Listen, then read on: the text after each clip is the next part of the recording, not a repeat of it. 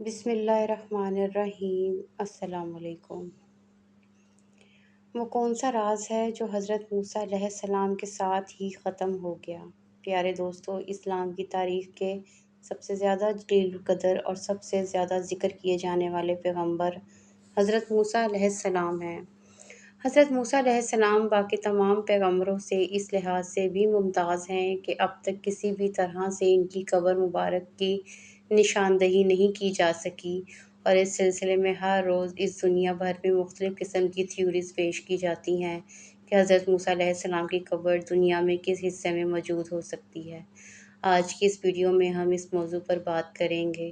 حضرت موسیٰ علیہ السلام کی قبر مبارک کی تلاش آخر کیوں جاری ہے؟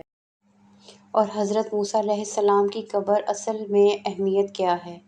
جس کی وجہ سے ان کی تلاش اس قدر بڑے پیمانے پر اور اس قدر جستجو کے ساتھ کی جا رہی ہے کہ جس کی مثال کسی اور کیس میں نہیں ملتی۔ اس کے ساتھ ساتھ ہم یہ بھی بتائیں گے کہ حضرت موسیٰ کی قبر مبارک نبی کریم کی زبان اقدس سے ارشاد کردہ حدیث کے مطابق کس علاقے میں موجود ہو سکتی ہے۔ ہم آپ کو یہ بھی بتائیں گے کہ حضرت موسیٰ علیہ السلام کی قبر میں دلچسپی کی اصل وجہ کیا ہے اور اس سب کے پیچھے شیطانی کارخانہ کس انداز سے کام کر رہا ہے۔ شیطان کو حضرت موسیٰ علیہ السلام کی قبر سے کیا دلچسپی پیدا ہو گئی ہے اور وہ کیوں اپنے انسانی پیروکاروں کو استعمال کرتے ہوئے حضرت موسیٰ کی قبر مبارک کو ڈھونڈنا چاہتا ہے۔ ناظرین گرامی، حضرت موسیٰ علیہ السلام اسلامی تاریخ کے بھی سب سے زیادہ اہم پیغمبر کے طور پر جانے جاتے ہیں، کیونکہ قرآن کریم میں اللہ رب العزت نے حضرت موسیٰ علیہ السلام کا ذکر باقی تمام پیغمبروں سے زیادہ کیا ہے۔ قرآن کریم کی 114 سورتوں میں سے 80 سے زائد سورتوں میں حضرت موسیٰ علیہ السلام کا ذکر کسی نہ کسی انداز میں موجود ہے۔ اسی طرح سے حضرت موسیٰ وہ واحد پیغمبر ہیں جن کا نام قرآن کریم میں سب سے زیادہ بار لیا گیا اور بار بار موسیٰ علیہ السلام کی فضیلت اور ان کی قوم کو ادا کردہ نعمتوں پر روشنی ڈالی گئی۔ اس کے ساتھ ساتھ یہ بھی بتایا گیا ہے کہ حضرت موسیٰ کی قوم نے کس طرح حضرت موسیٰ کی تعلیمات سے انحراف کیا، جس وجہ سے ان پر عذاب بھی نازل کیا گیا۔ تو سب سے پہلے یہ جان لینا بہت ضروری ہے کہ عیسائیوں کی انجیل کے عہد نامہ کریم کے مطابق حضرت موسیٰ اللہ تعالیٰ کے بے حد جلیل القدر پیغمبر تھے، جنہیں کسی بھی پیغمبر سے زیادہ معجزات سے نوازا گیا تھا اور ان کی ہر لحاظ سے مدد اور اعانت کی گئی۔ عیسائی مسودات کی جانچ پڑتال سے پہلے ایک حقیقت کو ذہن میں رکھنا ضروری ہے کہ سینٹ جان پال، جو عیسائیوں کی تاریخ کا ایک بہت بڑا مشہور راہب گزرا ہے، اس کی طرف سے انجیل میں بے حد تحریف کی جا چکی ہے اور انجیل کے بہت سارے حصوں کو اس شخص نے اپنی مرضی کے مطابق بدل دیا۔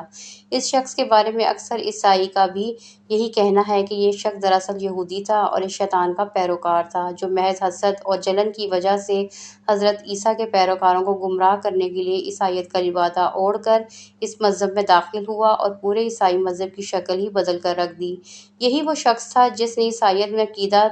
تثلیث کو متعارف کروایا اور پوری کی پوری عیسائی دنیا کو گمراہ کر دیا۔ اب اگر ہم عیسائیوں کے عہد نامہ قدیم، جو کہ انجیل کے ان حصوں پر مشتمل ہے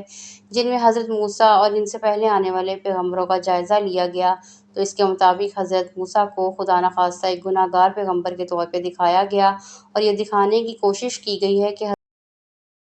حضرت موسیٰ علیہ السلام نے مختلف موقعوں پر اللہ رب العزت کے احکامات کی خلاف ورزی کی، جس کی وجہ سے انہیں سزا بھی دی گئی۔ کیونکہ ہم مسلمانوں کا عقیدہ ہے کہ انبیاء کرام معصوم ہوتے ہیں۔ اب اگر ہم عیسائیوں کے عہد نامہ قدیم کا مطالعہ کریں تو اس میں معلوم ہوتا ہے کہ حضرت موسیٰ علیہ السلام کو ایک پہاڑ کی چوٹی سے کسی طرف اشارہ کر کے وہ سرزمین دکھائی گئی جہاں پر ان سے پہلے مبعوث ہونے والے انبیاء کی قومیں آباد تھیں، اور انہیں اس سرزمین کی جانب جانے سے منع کیا گیا تھا۔ یہاں پر اس سرزمین سے مراد فلسطین کی سرزمین ہے، جہاں پر مختلف انبیاء کی قومیں مختلف اوقات میں موجود رہیں۔ عیسائیوں کے عقیدے کے مطابق حضرت موسیٰ کو اس سرزمین کی طرف جانے سے منع کیا گیا تھا، لیکن قرآن کے مطابق حضرت موسیٰ علیہ السلام اپنی قوم کو لے کر ہجرت کر کے فلسطین کے علاقے میں آئے تھے، اور اس میں ان کی اپنی مرضی کا کسی طور پر کوئی دخل نہیں تھا، بلکہ انہوں نے اللہ تعالیٰ کے احکامات کی پیروی کی تھی۔ اس سلسلے میں ایک روایت میں بھی بیان کیا جاتا ہے کہ حضرت موسیٰ